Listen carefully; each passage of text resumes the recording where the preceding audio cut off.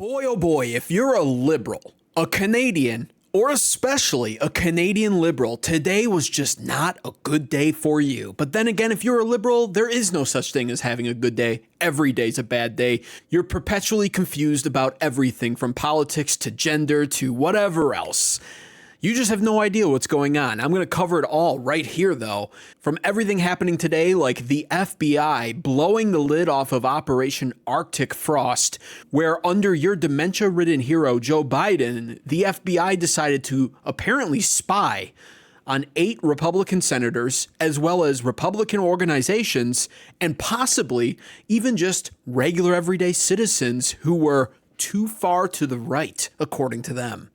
Then, of course, we're going to go over Pam Bondi being grilled by the Senate hearing today. We'll cover all of that as well. And then finally, like I said, if you're a Canadian liberal, wow, today was a bad day. After watching Mark Carney essentially surrender to President Donald Trump, yes, that pretty much happened today. I'm going to cover all of the details going on up there. And I'll say this, if you're American, do not think for 1 second that there's not lessons here that you need to pay attention to when it comes to the incredible fall of Canada. Because make no mistake about it, Canada has fallen. Canada has made the mistake of electing liberal leadership for the last 10 years, and I'm going to cover how disastrous that's been with economic facts, statistics, and data. It'll blow your mind, actually. Something worth paying attention to, even more so because as Americans, we're poised to actually gain a lot from the fall of Canada. I'll explain that too. Maybe that and a little more even right here, right now on American Advocates. Another massive FBI scandal revealed to us, made transparent by the director of the FBI, Kash Patel. You can see the article here. Biden FBI spied on 8 Republican senators as part of Arctic Frost investigation. The Grassley oversight reveals. An explosive FBI document obtained by Senate Judiciary Committee Chairman Chuck Grassley, a Republican from Iowa, reveals the FBI targeted 8 Republican senators' personal cell phones for tolling data as part of its Arctic Frost investigation. One Republican member of the House of Representatives was also impacted. The Arctic Frost investigation formed the basis of Jack Smith's elector case against President Donald Trump. So yes, there you have it. Another liberal scandal revealed to the public, made transparent today to us. Once again, suspicions from Republicans and conservatives over the last 4 or 5 years confirmed by the FBI. You want to talk about threats to democracy? Here's one right here, being made public for all of us to read about now. They spied on anybody who was affiliated with President Donald Trump because they considered Trump the ultimate threat. You can see here in a tweet from the FBI director, Kash Patel himself, transparency is important and accountability is critical. We promised both, and this is what promises kept looks like. The FBI is delivering. As a result of our latest disclosure about the baseless monitoring of members of Congress by the prior leadership team of the FBI, we have already taken the following actions. We terminated employees, we abolished the weaponized CR-15 squad, and we initiated an ongoing investigation with more accountability measures ahead. That was at 6 in the morning earlier this morning. Of course, President Donald Trump took to Truth Social, where he stated, deranged Jack Smith got caught with his hand in the cookie jar. A real sleazebag. I can't even. A real sleazebag. And you can see here, this is an official unclassified document now from the FBI showing that the Biden FBI, and yes, we will be associating Biden's name to this. Some Democrats try to say Biden had no control over the FBI or was not. It stands alone, the FBI. Biden has nothing to do with it. This was the Biden FBI spying on 8 Republican senators during the Arctic Frost investigation, using election conspiracy as the reason why, of course. And you can see here, Mike Kelly, Lindsey Graham, Bill Hagerty, Josh Hawley, Dan Sullivan, Tom Tuberville, Ron Johnson, Cynthia Loomis, and Marsha Blackburn. These were the ones named in the details here. It was approved by the FBI, and it was done so September 27th, 2023. And they want to state how President Donald Trump has been using lawfare and weaponizing the justice system against his opponents Everything that they talk about is basically themselves. It's what you would call a narcissistic projection. Everything they accuse the Republicans of, they're the ones guilty of doing. And this is something that I've noticed about the Liberal Party ever since, actually, President Donald Trump was running for president in his first term. I started to notice all of their sleazy tactics where all it took was for you to just actually pay attention to what they're saying rather than feeling what they're saying. Democrats rely on you listening with your feelings, not with your logic. And the second you go to break down anything they're saying and compare it to their past actions, you realize it's all just baseless accusations to distract and deflect from what they're actually doing. And so the weaponization of the FBI under the Biden administration being revealed on multiple fronts now. We've had Russiagate be exposed to us, as well as now Operation Arctic Frost. Here's Josh Hawley speaking on this, actually, once he learned his name was on that list. He's outraged, and rightfully so. He's one of the 8 Republican senators who were spied on, according to the FBI reports. Take a listen to what he has to say here. Committee member just stepped out of that hearing. What did you hear from Dan Bongino and the FBI last night on this? Well, what I know, Bill, is that they targeted the DOJ, the Biden DOJ specifically targeted a group of us. They asked for our call records so they could see who we talked to, who called us. I believe also track our location over a period of days. This is outrageous. I mean, this is really unbelievable. It's blatantly unconstitutional. It's a violation of the First Amendment. It's a violation of the separation of powers. And it also goes to show you the extent to which the Biden administration was so corrupt, using the FBI to target their political enemies. And let's not forget, they didn't just do it to senators. They did it to school board parents who went and spoke up at those school board meetings. They did it to 92 conservative organizations, including Charlie Kirk's Turning Point USA. Now, the outrage is great. It's what's needed to kickstart all of this. We need investigations, and we certainly need prosecutions. But what's the deal here? Is that actually likely to happen? Because let's be honest with ourselves. Republicans never follow through.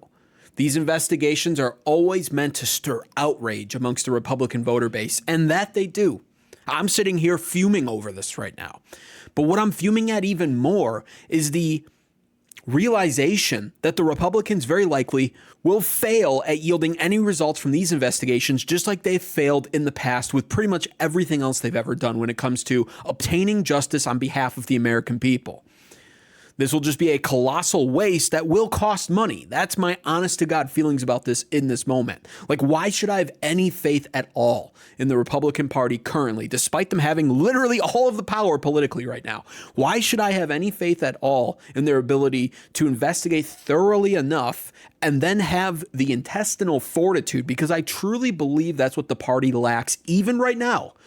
Even under the Trump administration, I truly believe the Republican Party lacks intestinal fortitude to pursue accountability and to pursue consequences for the corrupt actions that they're now proving the Democrats committed during the Biden administration. Why should I have faith in that at all? I've never seen them do that ever. Ever. In my lifetime, I have never seen that happen ever. All I have actually lived through to be able to see is the Democrats playing the game perfectly. During the Biden administration, as angry as I was to see everything happening, oh my God, I respected their strategy so much more. They are ruthless. I admire that. And I wish the party I am politically affiliated with was just as ruthless, just as brutal, just as cunning, just as smart. The Democrats are incredible at this game. I mean, other than the fact that they did come up massively short, to be fair, but I actually credit all of that to God. Truthfully, I really do. If you look back at the last 5 years, and especially the last year, year and a half, that is completely just miraculous that we're in the current situation that we're in, because the Democrats did everything correct, or as close to correct as possible, to shut down conservatives, to shut down the American citizens, and to shut down Trump. By all accounts, it should have succeeded, and it simply didn't, and I consider that a miracle. If the Republicans could play the game even 50% as well as the Democrats, and in the name of true justice, unlike the Democrats who do it corruptly, America would be so much better off.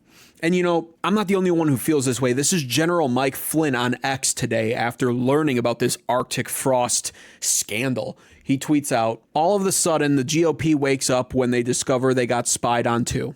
What's new? Nothing. These senators knew the whole time these things were happening and did little to nothing. Spare us your false pain and do something about it, please. You can then see where he actually calls out people, which is even funnier. Chuck Grassley, thanks for never giving up. Pam Bondi, and then he tweets out cricket emojis, which is all we've pretty much heard from Pam Bondi so far. So he is dead on. Everything that I'm feeling, everything General Mike Flynn states on X, others are feeling. I'll show you some comments in a little bit from the Republicans on X.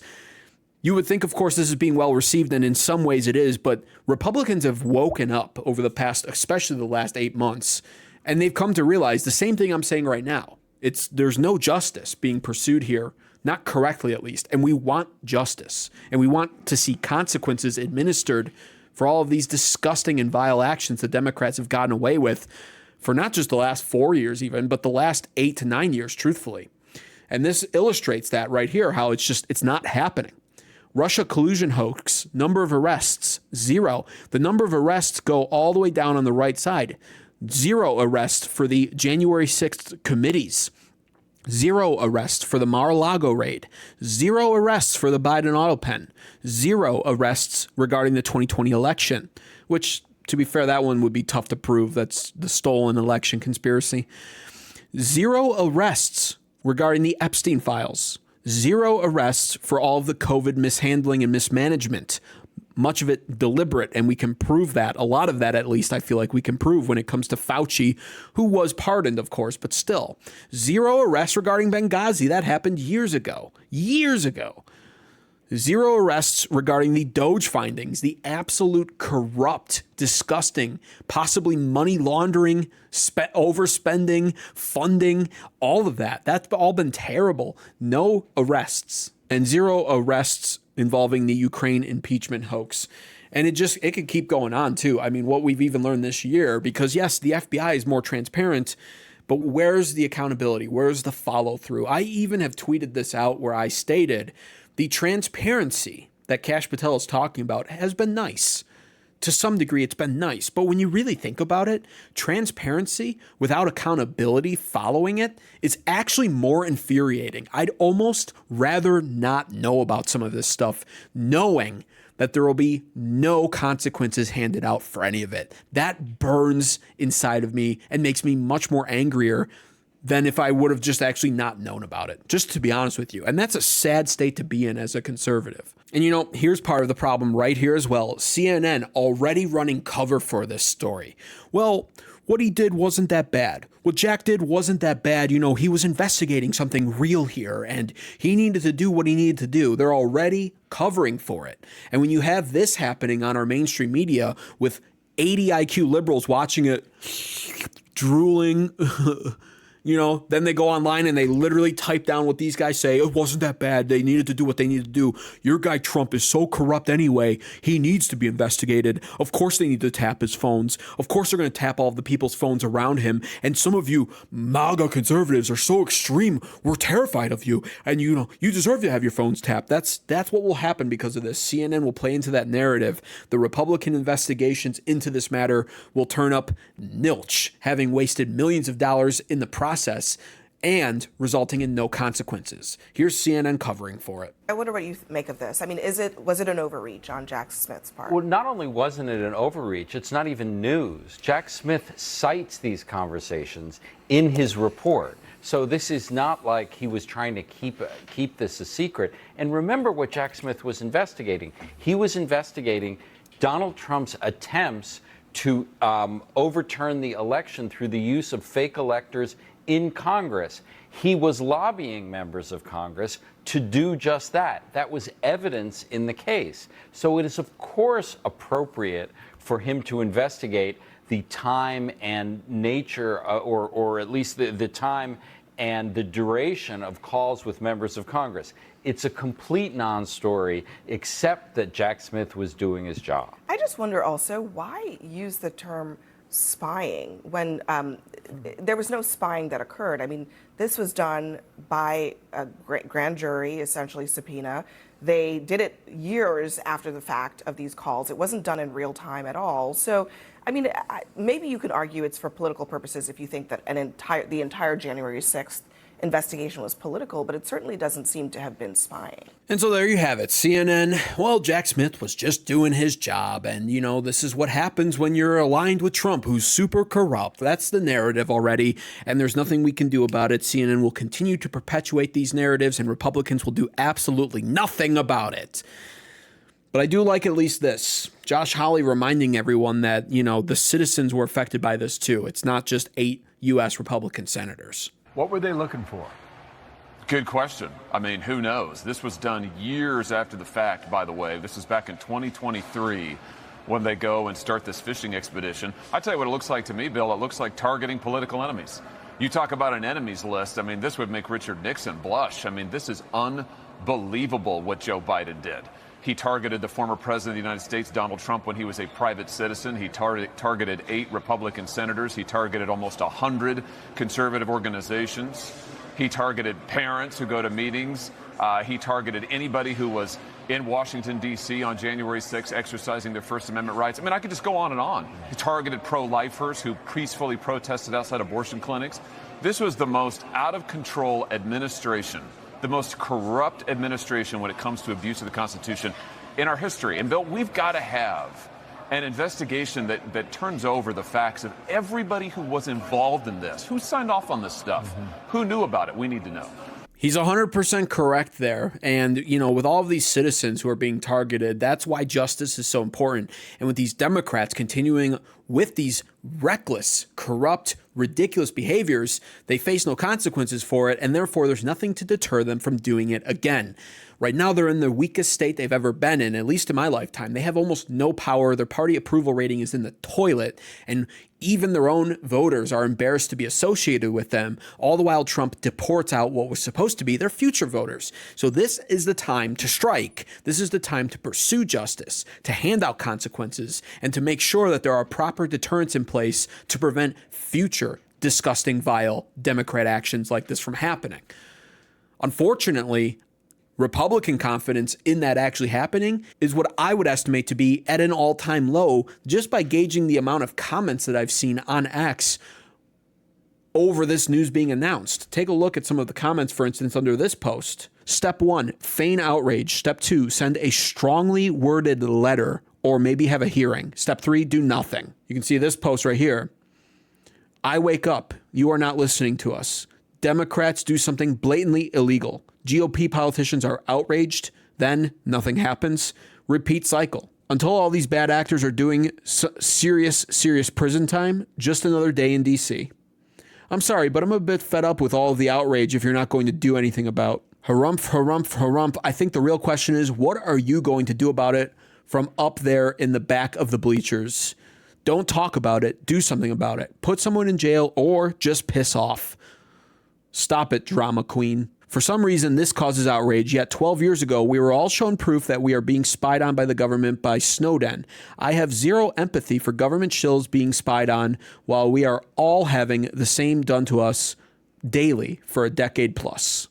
Even more comments right here. Send them a strongly worded letter. You can see that's a theme here, and I love that. I'll join right in making fun of these weak, spineless Republicans and their lack of results. And this is essentially all they do is send a strongly worded letter. You can see Gunther Eagleman here. I follow him on X.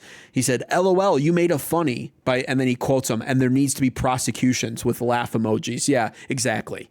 There will be investigations. You can bet your ass on that. Republicans love their investigations. They love being able to sit down on taxpayer dollars, blow through millions of them on these investigations, throw all the Democrats who are guilty of this in front of a mic, grill them for hours, and then yield no results, no prosecutions. No punishments, nothing after that. It all goes dark, it all goes quiet, on to the next outrageous event. Until this happens, nothing will change. Yep, correct. And you can see the labels, the Russia hoax, the Hunter laptop. Oh, it's all there. In fact, the Hunter laptop issue was discussed today in the Senate hearings for Pam Bondi. And we're actually going to get to those Pam Bondi hearings in just a second. But first, I just want to say, leave a comment down below. Tell me if you're on my side with all of this, because I truly am at my wit's end when it comes to Republicans not obtaining justice on behalf of the American people, not putting deterrents in place.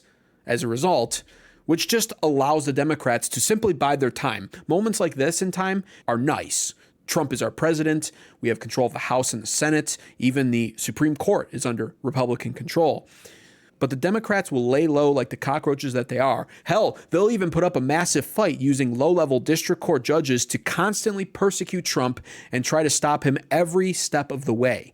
They're still actually fighting and drawing weird lines in the sand on their morals. They're just out there in the public now, shamelessly promoting everything that they stand for. Most of it Americans stand against, which is again why their party approval rating is at an all-time low. So they don't even hide this stuff anymore because they've gotten so comfortable and used to not having to face any consequences for it. If you agree with that statement, please at least leave a comment down below siding with me on it, because I'd like to know. I'd like to at least cathartically feel your pain in all of this as well. But now on to the Pam Bondi Senate hearings here. It was a crazy day when it comes to Pam Bondi going before them, and a lot of crazy questions were asked, especially when it comes to, you guessed it, Jeffrey Epstein, the guy who had the island and did probably terrible things to underage girls, and also simultaneously the guy who did all of those things that the Democrats miraculously didn't care about up until about 4 or 5 months ago. But now it's a topic of conversation here, and you can see they started off with some pretty spicy questions when it comes to Pam Bondi and her handling of all of this. Let me ask you something else. There's been public reporting that Jeffrey Epstein showed people photos of President Trump with half-naked young women. Do you know if the FBI found those photographs in their search of Jeffrey Epstein's safe or premises or otherwise? Have you seen any such thing? You know, Senator Whitehouse, you sit here and make salacious remarks, once again trying to slander President Trump left and right, when you're the one who was taking money from one of Epstein's closest confidants, I believe, I could be wrong, correct me, Reid Hoffman, who was with Jeffrey Epstein on multiple occasions. And the senator sitting right next to you tried to block the flight logs from being released. Yet you're grilling me on President Trump and some photograph with Epstein? Come on. The question is, did the FBI find those photographs that have been discussed publicly by a witness who claimed Jeffrey Epstein showed them to him? You don't know anything about that. Okay. I got to say this, as happy as I am with President Donald Trump all around this year, he has done incredible work, and I am thrilled with my vote overall for him. This, by far, was the biggest mistake of the year by him, just not being transparent about the Epstein files with us and allowing Pam Bondi to make these incredibly egregious mistakes when it comes to the handling of all of it, going on the media, saying all of these things, giving us all of these promises about what was going to happen, delivering on none of it, embarrassing herself with the whole binder fiasco, the phase 1 binders. And now, on top of it, just the way they've gone forward on handling all of this, it does feel like they're keeping a lot of things a secret from us, which does not feel good and makes both sides of the aisle angry. And then you fast forward to a moment like this now where, of course, she's going to be grilled in the Senate hearings about this, and she doesn't have any answers to this day. None. I mean, this is her thing about that. Look at her face. She doesn't even answer it. And that makes Trump look even worse because he's being accused now in the Senate about being photographed with these girls who were half dressed and possibly underage, and she can't even confirm or deny anything. She just sits there doing nothing. Not a good look. And the biggest problem with all of this is it's a secret that you can't keep a secret from people. People want to know this on both sides of the aisle. And there's a whole sect of Republicans who insist, I don't care about Epstein, I never did. That's fair. But that is not representative of the rest of America. I don't know which side has the majority, people who care about Epstein and people who don't. I truly don't know. And part of the problem, again, too, is, of course, the Democrats didn't care about this up until literally 5 or 6 months ago when they assumed it was becoming a smoking gun against President Donald Trump. Like, Epstein has become now their new Russiagate for President Donald Trump. And it's a smoking gun provided to them. They think it's loaded. It's not. It's full of blanks. We all know this. Anybody who thinks about this, studies the Epstein cases, studies the Epstein files, has read about it, knows that it's almost 99% guaranteed that smoking gun the liberals think they have on Trump with Epstein is loaded with blanks. I certainly do. But they don't do themselves any favors like this when she has to now sit there and she can't answer these questions that make her look bad, make Trump look bad, make him look guilty. All of it looks terrible optically. And the simple way to solve this would literally just be to release as much of the Epstein information out to the public unredacted. That would be the simplest way to handle all of this. When the truth has its day, everyone is free. But instead, they've decided to bottle this up, and I think it's been a terrible mistake all across the board. And speaking of her embarrassing herself, I mean, they call her out for that as well. They literally call her out for saying she had the list on her desk and then failing to present any of that to anyone at all. And this also looks really bad for her and for Trump. You made a public claim that the Epstein client list was, quote, sitting on my desk right now for review, end of quote. You then produce already public information and no client list at a major media event hosted at the White House. Attorney General Bondi, why did you publicly claim to have the Epstein client list waiting for your review and then produce nothing relevant to that claim? Senator Durbin, if you listen to my entire clip on that, I said I had not reviewed it yet, that it was sitting on my desk along with the JFK files, the Martin Luther King files. And I said I had not yet reviewed it. And if you see our memo on Epstein, you will see, our memo on Epstein clearly points out that there was no client list, our July 6th memo. And so there's the double down on there was no client list. And the problem is that is just incredibly unbelievable. I almost don't believe it. I truthfully do believe that. I've studied the Epstein stuff since 2019 when he died in his cell. I thought, wow, what a crazy conspiracy theory we've all just lived through now that's going to be forming around this. And I've looked into it, and there's just been so much overwhelming evidence of there being a client list and of there being a lot of salacious things and scandalous things and disgusting things, criminal things that happened on that Epstein Island. And you cannot tell me that there are supposedly over 1,000 victims that were all victimized by one man. I do not believe that. I just don't. Logically, I cannot believe that. And so again, the truth just needs to come out. Now, there were a couple of good moments provided to us by Pam Bondi, because at the end of the day, I still do love watching Democrats get absolutely roasted. And so this one's like a double-edged sword here. First, Dick Durbin does go and ask her another question here that's not a good look for the Trump administration about the FBI reportedly being instructed to go through all of the files and flag any part of the file that had Trump's name in it. This is something we did hear on the news. It's unconfirmed. We can't prove that to be real, at least not to my knowledge. I've looked into it. She's asked about it nevertheless, and she pretty much, like everything else regarding Epstein during these hearings, refuses to answer it. But in a great way, she does call out Dick Durbin and his absolute hypocrisy when it comes to this whole Epstein case in general. Epstein files, according to another whistleblower who made a protected disclosure to my office, you pushed the FBI to review approximately 100,000 Epstein-related records on an arbitrarily short deadline in March, and the FBI was directed to flag any documents that mentioned President Trump. Nothing came of that review until July, when DOJ and FBI released an unsigned memo stating, quote, there's no incriminating client list. Why was the July 7th memo unsigned? The July 7th memo came from the FBI and the Department of Justice. Director Patel answered those questions very clear. And, you know, Senator Durbin, I find it very interesting that you refused repeated Republican requests to release the Epstein flight logs in 2023 and 2024. You fought that. Did you take money from Reid Hoffman, campaign donations, who was a huge Epstein friend? Why did you fight for years? Why did you fight to not disclose the flight logs, Senator Durbin?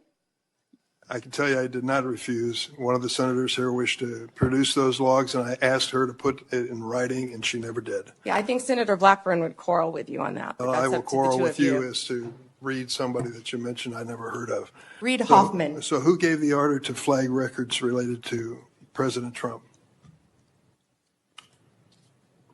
To flag records for President Trump? To flag any records which included his name. I'm not going to discuss anything about that with you, Senator. Eventually, you're going to have to answer for your conduct in this. And so as juicy as it is to hear her call out Dick Durbin for his hypocrisy and essentially get Dick Durbin to lie, because there's no way, I do not believe for 1 second that Dick Durbin has never heard of Reid Hoffman before, pretending like he's never heard that name. Give me a break. So as great as that was, it once again ends with just lack of transparency. She doesn't answer the question about Trump's name being flagged in any of the Epstein files in order being handed down to the FBI, I believe. She just states she's not going to answer it straight up. And so the most transparent administration, my ass, even though that's mostly been true, and I'm a fan of it overall. Because of people like her and her incompetence, now they have to hide stuff, or at least that's how it seems. Not a fan. I'm not a fan of this woman at all.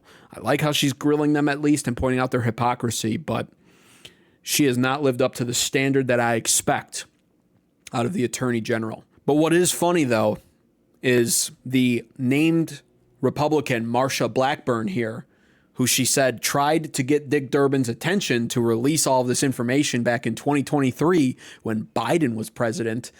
And Dick Durbin denies that, essentially. Marsha Blackburn, who was one of the 8 senators being spied on in Arctic frost, the previous story I just covered moments ago, her name's on that list, mind you.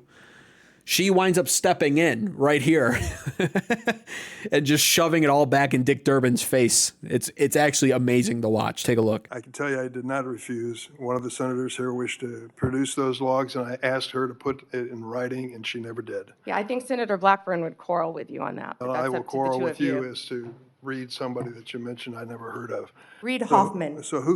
A few moments later. Mr. Chairman, since Senator Durbin referred to me, I would really appreciate the opportunity to correct the record. Proceed. Because Senator Durbin knows I repeatedly asked for those flight logs. I brought up the subpoena. You even shut down the committee because you didn't want that, and you know I submitted that in writing, and you continue to misrepresent that, and I am not going to let that record stand. Okay. Mr. Chairman, Go ahead, Senator Durbin. I just want to make it clear that the reason the committee business ended was that your side invoked the 2-hour rule. Point number 2 is I asked you if you wanted any documents like flight logs to put it in writing. You never did. Yes, sir, I did, and your staff knows that I did. No, We'll submit once again Send me a copy of the that, information to you. We've done that several times, but we'll be happy to once again send it to you. I think your staff doesn't show that to you. Now that I love to see, and big win for Marsha Blackburn there at the very least. Once again, just highlighting multiple problems, though, when it comes to the conservatives getting anything done.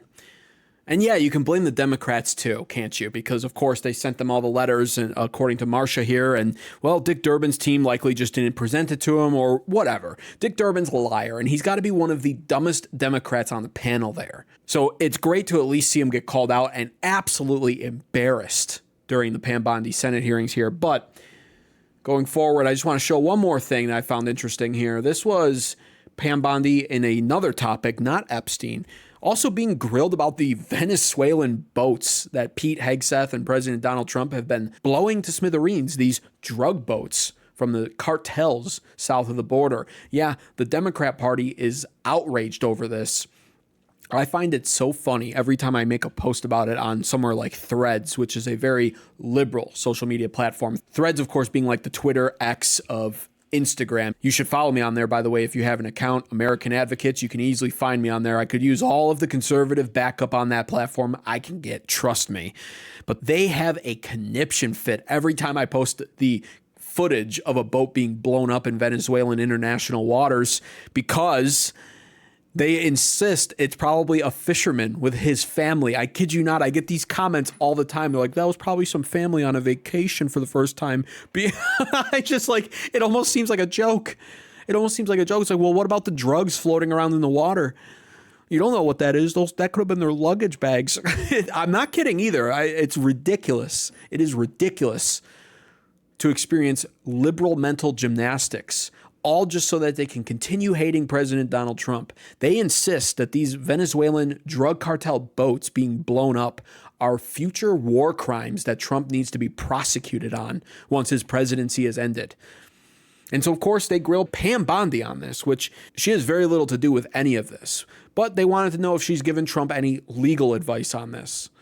I found it fascinating, so take a listen. The government's asserting the authority to summarily kill people. It says our cartel members through military strikes against boats on the open ocean in the Caribbean.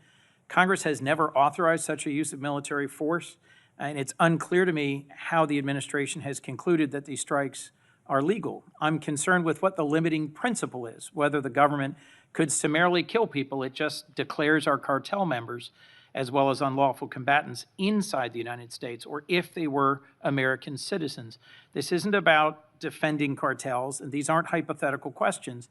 President Trump assembled military leaders and said they would be needed to fight the enemy from within and to train in cities in the United States that he describes as chaotic and violent.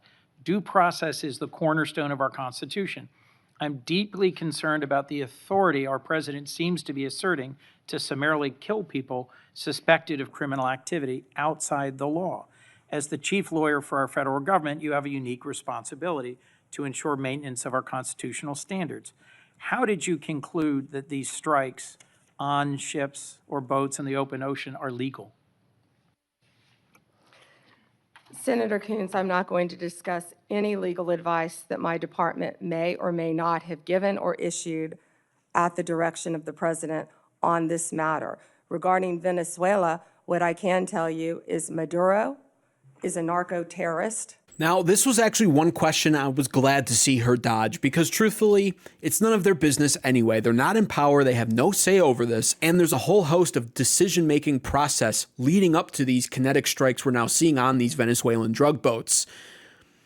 Most notably, Secretary of State Marco Rubio, back in early February or even late January, I think, at the direction of President Donald Trump, labeled all drug cartels as foreign terrorist organizations because everything that they stand for destroys America and whittles away at our population and our health. And they refused to stop. And they were thriving during the open border Biden presidency. Not only has the closed borders hurt them, but now them being declared as narco-terrorists and foreign terrorist enemies to America makes them easily and justifiably targets to military strikes. And this doesn't need to be justified to some liberal in a suit who wants to insist that these could be fishing boats.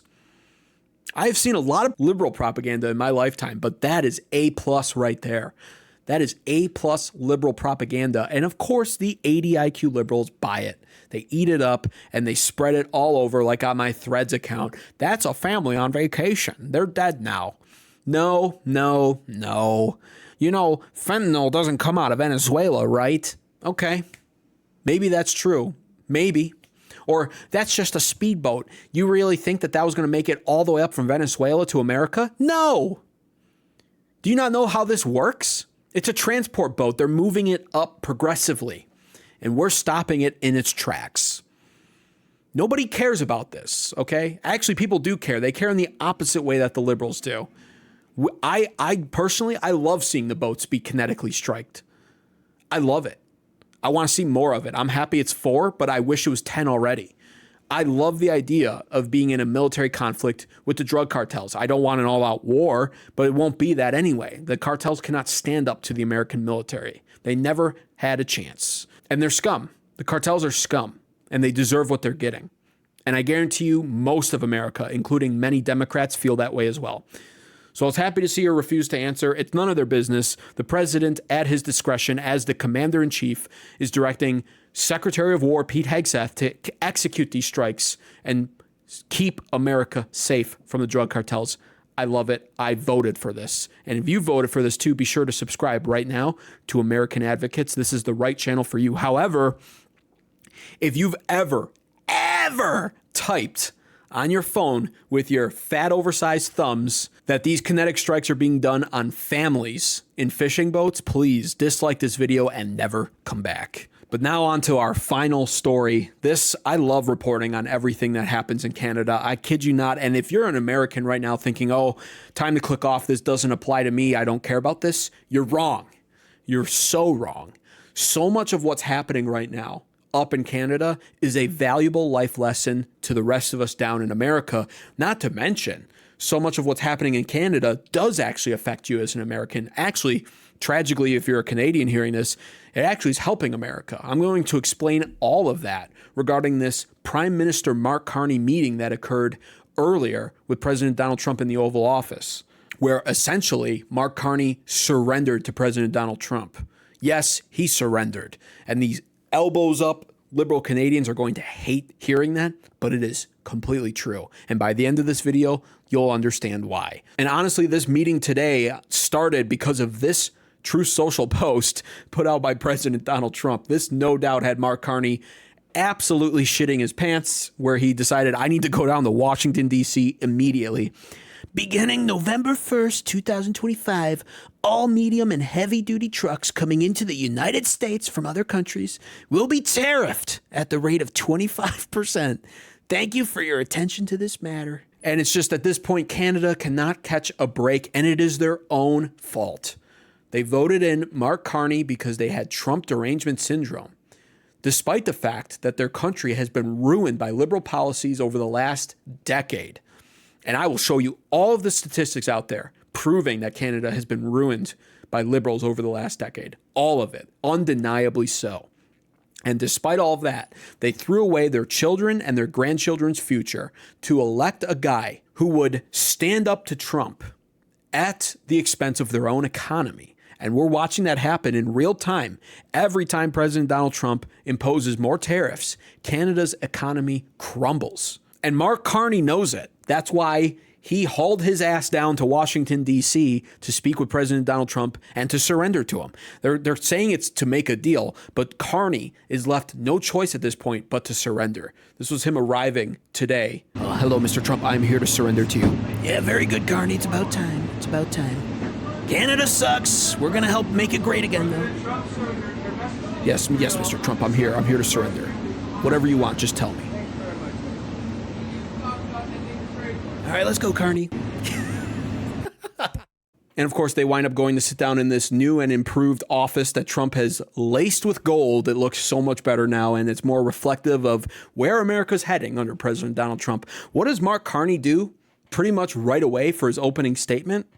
Well, of course, he kisses Trump's ass. Take a look at this.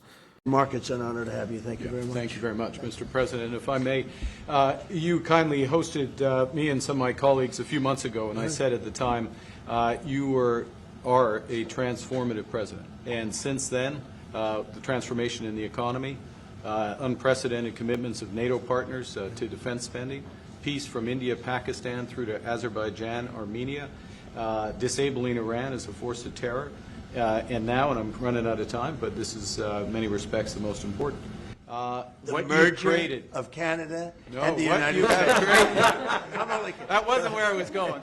On this. The merger of Canada to the United States, and that's only a half a joke, believe it or not. It could actually wind up happening to some degree, because Canada's economy is crumbling. And before I get to all of the statistics to prove that, I just want to say Mark Carney ran on being elbows up, we're going to elbow Trump, I'm the Trump whisperer, I will dominate Trump and make Canada the best economy out of all G7 nations.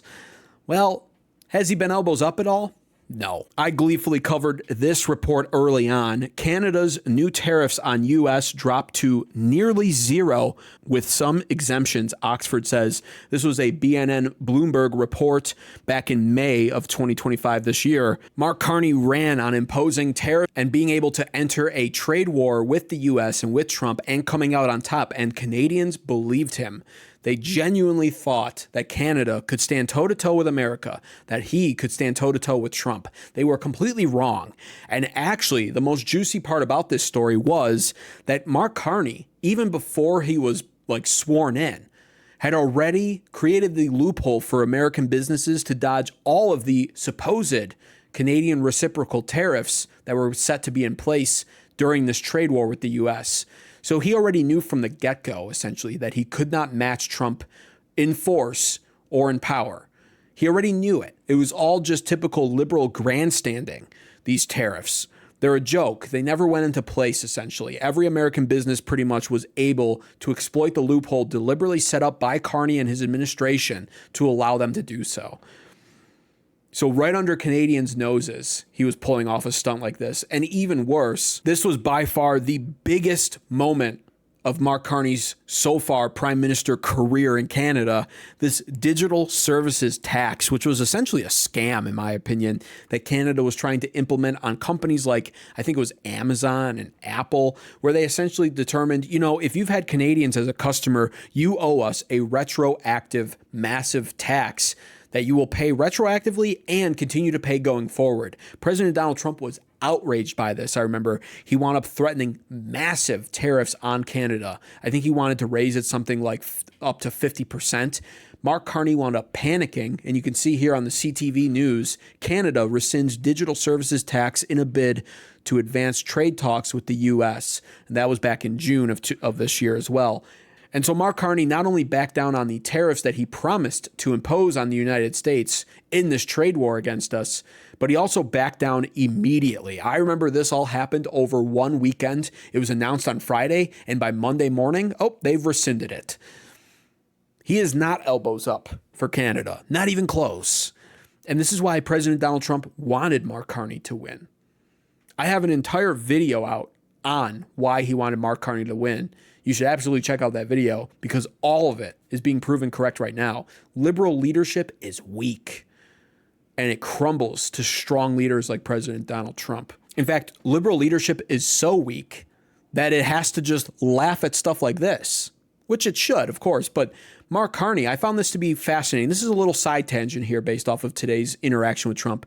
But Trump was talking about transgender for everyone and talking about all of these ridiculous men playing in women's sports policies that he's undone.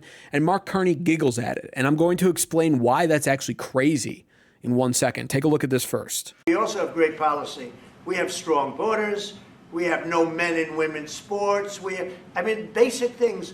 We're not going to take your child away and change the sex of your child. We're not going to do things like that. What they're doing to the country is so incredible. And they got away with it with all their woke crap, and now it's stopped. And we have a country that's based on common sense and strength and intelligence. We have the United States of America, and I say it all the time. Other leaders have told me this. Mark hasn't yet, but I think he would. A year ago, we were a dead country, and now we are the hottest country anywhere in the world. Maybe Canada. I'll give Canada. But because I do like it. Now, what's crazy about this interaction here is, I didn't know this, but apparently Mark Carney has a transgender child. This is Sasha Carney. That's the name that his child goes by. Sasha Carney is 24, went to Yale University, and uses they, them pronouns. And there's a couple of revelations that occurred because of this, not just simply that Mark Carney has a transgender child.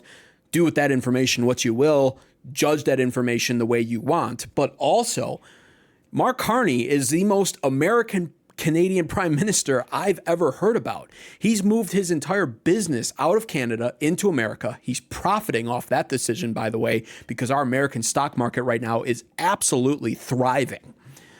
On top of that, under Mark Carney, businesses have fled Canada down to America. So he's cost Canada business at the expense of growing America. His child has attended college in America, and I think actually currently still lives in America. So do with that information what you will, but make your judgments of Mark Carney based off of all of that collectively, as you should, and truthfully, as Canadians probably should have, had they even known any of that during their elections earlier this year. I doubt they even knew any of this. But finally, they got down to the nitty-gritty of the negotiations. Actually, to be honest with you, a lot of that happened, no doubt, behind closed doors, but in front of the cameras even. Trump was firm, and he laid the groundwork for what was going to be happening during these negotiations, openly stating in front of Mark Carney the reality of all of this, which is essentially that America is competing with Canada for these businesses. This, of course, is bad news for somebody like Carney to hear. It's bad news because you never want a nation that's bigger than you to realize they're competing with you still. So Trump does lay that groundwork here. The problem we have is that they want a car company and I want a car company, meaning the U.S. wants a car company. And they want steel and we want steel. So in other countries, they're very far away. And there's no problem. You can compete and you can do. We don't like to compete because we sort of hurt each other when we compete. And so we have a natural conflict. It's a natural business conflict. Nothing wrong with it. And I think we've come a long way over the last few months, actually, in terms of that relationship. So when it comes to trade, the United States was always giving everything. They gave everything to Canada. They would let car companies leave here and go to Canada. But that hurts the United States. And, other presidents didn't see that. They weren't business oriented. They might have been good politicians in some cases, not in all cases. They were bad at both. But it's a very natural conflict, and it's something that we're working on. President Donald Trump, after this, was then asked about making compromises with Canada in this trade war, trade feud, whatever you want to call it. And his answer is also very eye-opening, and quite honestly, the answer I, as an American, want to hear my president say. He essentially winds up stating things in a way that forces the conclusion to be drawn that it's more on Canada to compromise with us. Citing the history of our trade with Canada, where he brings to everyone's attention that America has been compromising with Canada for years now, and stating things in a way where the conclusion is it's now Canada's turn to compromise with us. And I love this. Mark Carney, however, doesn't. Are you willing today to offer some compromise to Canada, maybe on steel, on anything else? Well, we've made compromise, and we've made some compromise even on steel. But, we have the same basic authority and the same this could be also a little bit of a conflict with other countries all over the world on steel. Because we want to make our own steel. We don't want to bring steel in for the most part, but we will bring it in, and we do bring it in. We continue to bring it in from Canada, but there is a tariff to pay. And I think that would be a normal thing to say, but we've come a long way. I think, Howard, we can truly say, do you want to make a comment on that? Well, I think the opportunity to work together, and as you said, there's conflict. Why do we make cars in Canada? You've called that out. And you've addressed that. So there are places we should work together, and there are places that we have natural conflict. It's a tough situation because we want to make our cars here. At the same time, we want Canada to do well making cars. So we're working on formulas, and I think we'll get there. And again, this is the reality of it. As an American, I am thrilled to hear that we are taking business away from Canada because it does mean that America benefits from that, especially when it comes to the automobile industry. Like he said, Detroit is a great example of this, where we, for some reason in America, allowed Detroit's automobile sector to be completely dismantled and then spread out to countries like Canada and Mexico, just in the name of helping them out and being good neighbors. And over the years, that's been nothing but a detriment to us, to our American citizens, our workers, our economy, everything. And Trump is bringing that back, or at least trying to, which is noteworthy and noble. I am 100% behind that. American steel used to be our pride and joy. And for some reason, again, in the name of being good neighbors, we said, hey, Canada, we'll just subsidize you for your steel industry and we'll buy our steel from you now, even though we make great steel. Well, of course, we stopped making steel when we gave up large portions of our automobile sector to other countries just to help them out.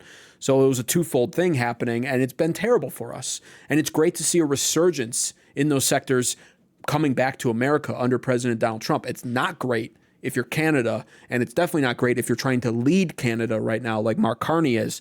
He essentially had to sit there and realize he's dealing with a leader now, a president of the United States who understands the economy and who is truly putting America first. And you can see that reality setting on Mark Carney during this portion of the interview. There's some funny overlays on this video too to really bring the point home when it comes to how much money in investments America has received in just the last short 8 months under a leader like President Donald Trump, compared to how much money Canada has lost in the last 8 months under leaders like Trudeau, and the majority of those 8 months being filled with leadership under Mark Carney. It's very eye-opening. Now they're all moving back, they're moving back. We have, right now, I was just telling Mark, we have 17 trillion, but it's really much higher. That was as of a couple of months ago. Yeah. We have over $17 trillion being invested now in the United States. As an example, Biden, he was the worst president we've ever had, but they had less than 1 trillion in 4 years. We have more than 17 trillion in 8 months. 8 months. And I think that number is going to be $22 trillion. There's never been anything like that in the history of the world for any country, not even close. If you did 1 trillion in a year, that's pretty good. We're going to do over 20. And it's coming in with AI. It's coming in with auto plants. We're building auto plants, a lot of auto plants in the U.S. It's coming in for a lot of reasons. It's coming in because of the fact, I think the November 5th election was a big factor, and I think the tariffs are a big factor.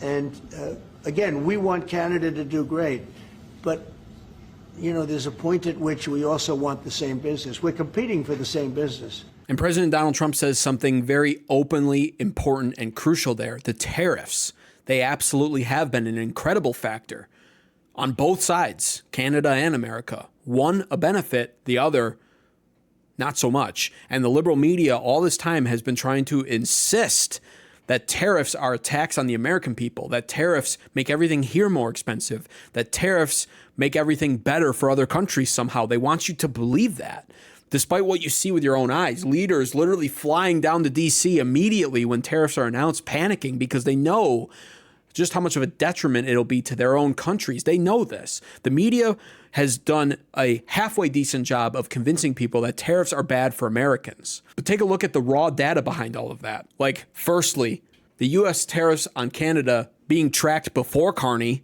you can see there on the left, 14% on softwood lumber, 10 on energy, 10 on minerals, 10 on potash, 10 on steel and 25% on steel and aluminum, 25% on other non-CUSMA goods. And then on the right, just 7 months of Mark Carney, 35% on lumber, 10% on energy still, 10% on minerals and potash still, 50% on steel and aluminum, at least it was at one point, 35% on other non-CUSMA goods, cars and trucks, 25% now.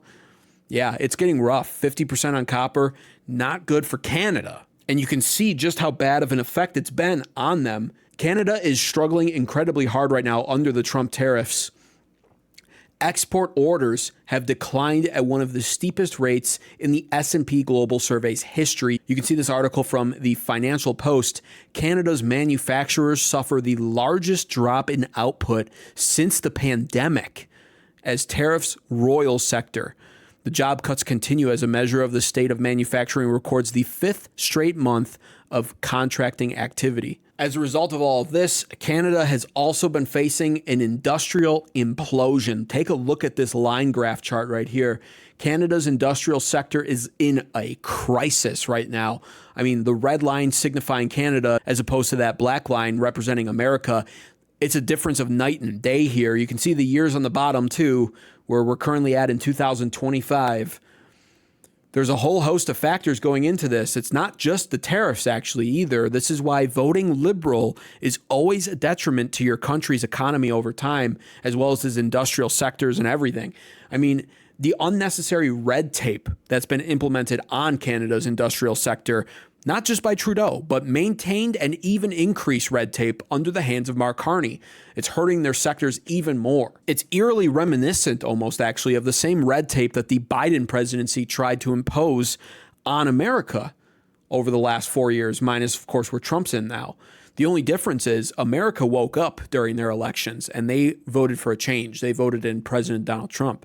Canada did not wake up. Canada voted for not only more of the same, but incredibly more of the same. Canada voted to increase this pace of their industrial sector imploding by voting in Mark Carney instead of Pierre Poilievre, who would have been the more ideal candidate for them. And that's reflective also on Canada's GDP per capita growth, which has been absolutely embarrassing. This is a 10-year bar graph of Canada. They are dead last in economic growth amongst all other developed nations, with only an average of 0.5% of GDP per capita growth over the last 10 years. Even Germany here, which is the second worst, grew 10 times more than Canada did over the last 10 years. This is what liberal leadership looks like, people. That's the lesson here and why it's important, even as Americans, to pay attention to this. Meanwhile, even under people like Biden, but especially under the Trump administration, you can see the performance and difference when it comes to the United States in GDP per capita growth at 20.7% over the last 10 years. We literally grew 40 times more than Canada did. 40 times. And for some reason, with all of those facts in mind, Canadian voters and Mark Carney himself were delusional enough to think that they could stand up against the might and power of America and our economy. They thought they could go toe-to-toe with us in a trade war. Economy versus economy. What were they thinking? You can see here, this is a more pinpointed reflection of Canada's GDP per capita growth over the last 4 years rather than the last 10. And you can see it's Australia first there on the bottom. Canada's the second one, where they experienced negative GDP per capita growth, the worst 5-year decline since the Great Depression. And a large part of the problem with this is that they were importing millions of unskilled immigrants from third world countries into their country. Again, a leading factor in why America voted for a change back in November. We literally saved our country by voting in President Donald Trump, whereas Canada earlier this year made the worst possible decision when it came to voting in their leader. And I can demonstrate that to you as well. Article here by CBC. This is a second quarter update for Canada, which has been purely under Mark Carney's leadership. The Canadian economy has shrunk by 1.6% in the second quarter as the U.S. tariffs squeeze the exports. Contraction was much larger than expected. And it's funny because just 6 months ago, Mark Carney said he'd make the Canadian economy the strongest in the G7. He literally said that. That was a campaign promise. What are the results instead, though? Unemployment is up to something like 7.1% right now in Canada, which is basically recession levels. Canada's in a recession, no doubt about it.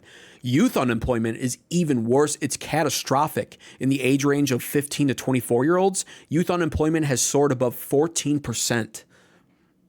And the living costs are up all across the board. Canada's also entering a housing crisis.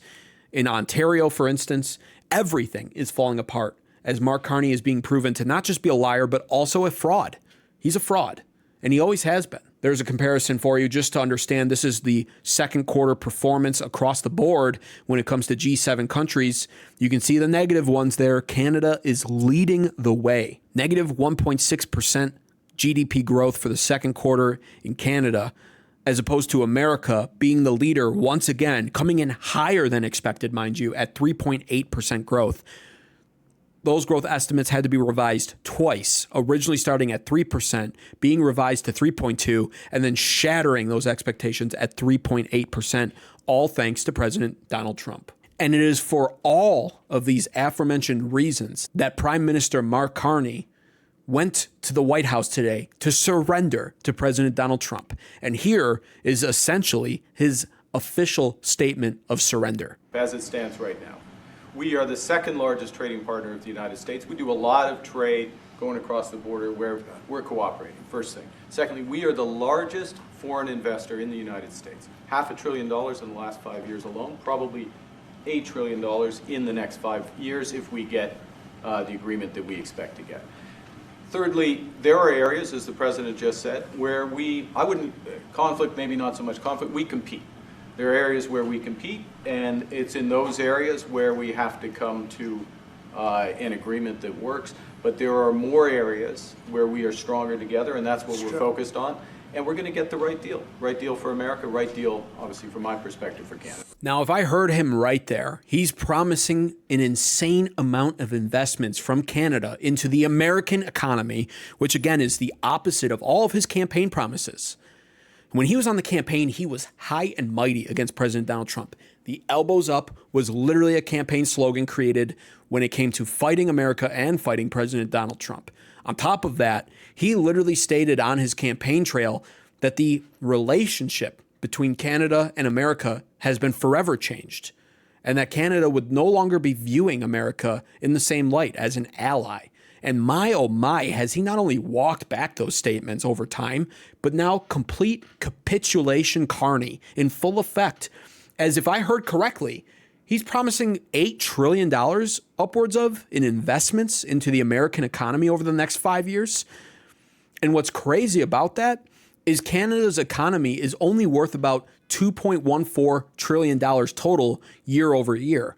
So he's essentially promising 80% of Canada's economic worth over the next 5 years to America, to our economy.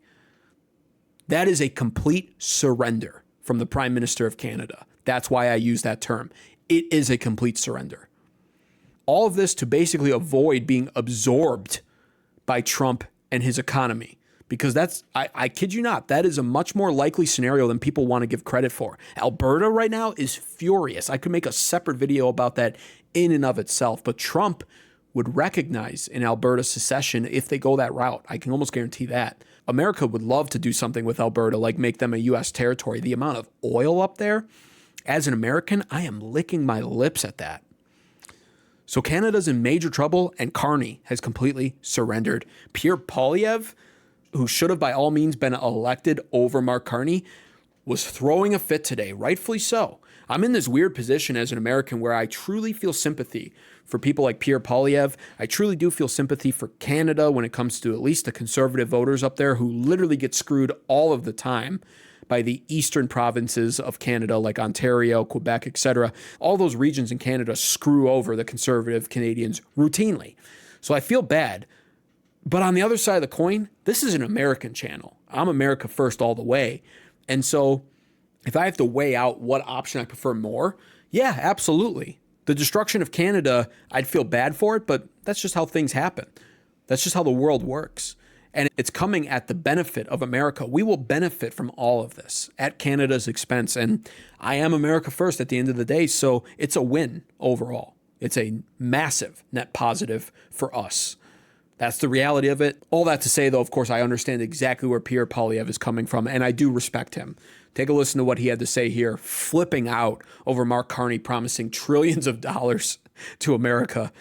Just absolute ridiculousness. Mr. Speaker, all the hyperventilating in the world will not change the fact that the Prime Minister casually said in the Oval Office today, he bragged that $500 billion Canadian investment dollars have left for the states in the last 5 years, and then promised that $1 trillion more will leave in the next 5 years. Wow. That'll mean mines closing in Quebec and opening in Pennsylvania.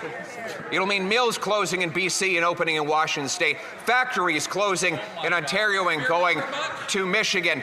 Why is it that the Prime Minister sells out Canadian workers, Canadian jobs, and Canadian investments in the White House?